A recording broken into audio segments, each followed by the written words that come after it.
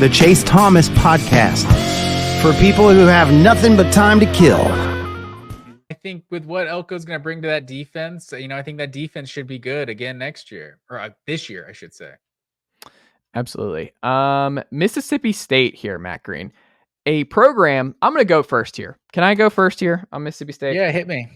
All right. This is going to be kind of like my high horse. And I'm going to throw this out here with how I talked about Tennessee and people picking Tennessee for 7 in the conference, and my whole spiel that I'm not going to relitigate here towards the end of this program, Matt Green. People are disrespecting Mississippi State.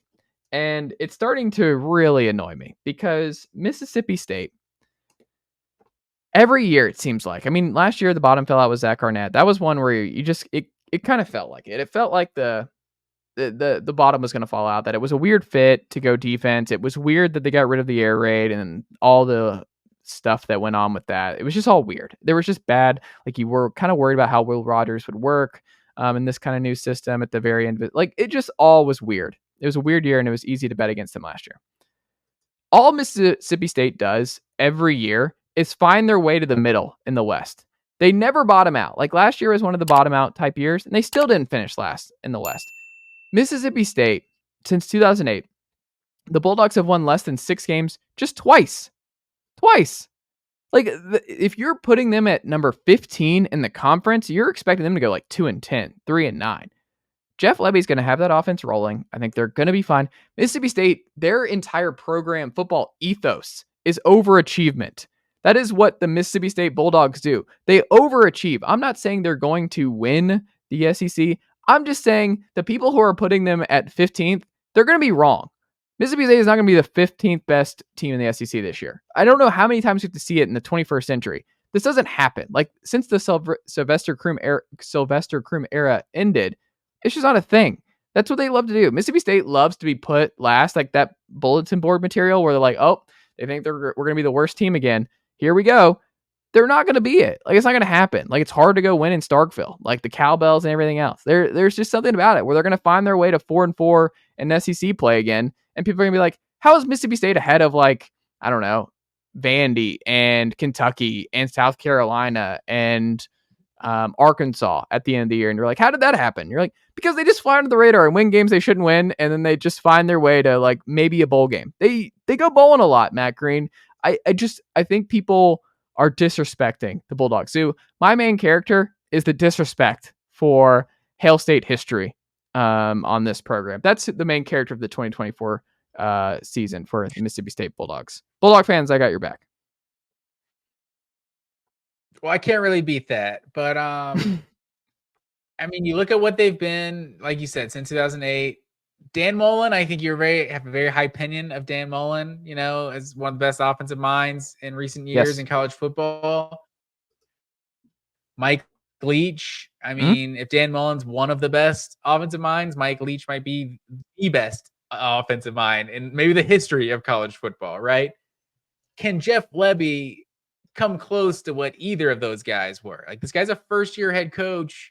And Mississippi State, he's not taking over the healthiest program in the SEC right now. I'm definitely on the bandwagon of this team is more like the 14th, 15th best team in the conference this year.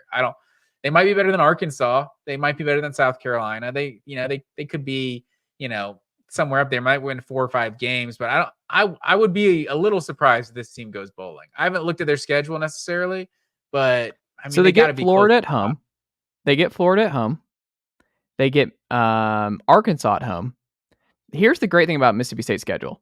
The games that they were never going to win are all on the road. Like, the coin flip games are all at home. So they go to Georgia. They go to Texas.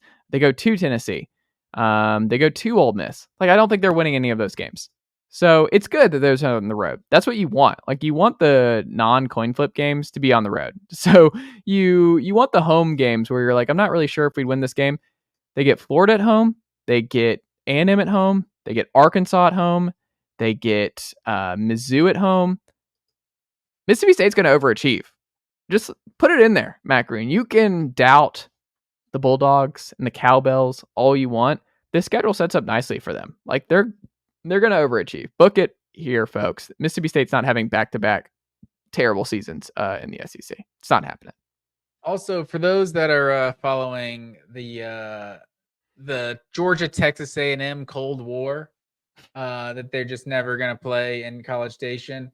Since A&M got to the SEC, this is now going to be the 4th time, and they'll play the same schedule next year. So it'll be 5 times that Georgia played Mississippi State since 2012, and they've still only played A&M that one time during the COVID year, and they still haven't gone to College Station. So I don't get it. And this is also third time in the last 4 matchups that Mississippi State is playing at Georgia also. So I don't know what they're doing.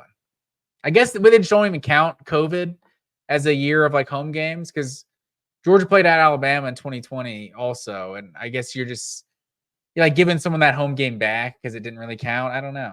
But yeah, that's what it is. Georgia Mississippi State just seems to happen a lot. I'm not really sure why. The Battle of the Bulldogs. 2017, 2020, 2022. Now again in 2023 and 24. Or 24 and 25, I should say. Matt Green. Nicely done, nephew. The Chase Thomas Podcast. Hell yeah.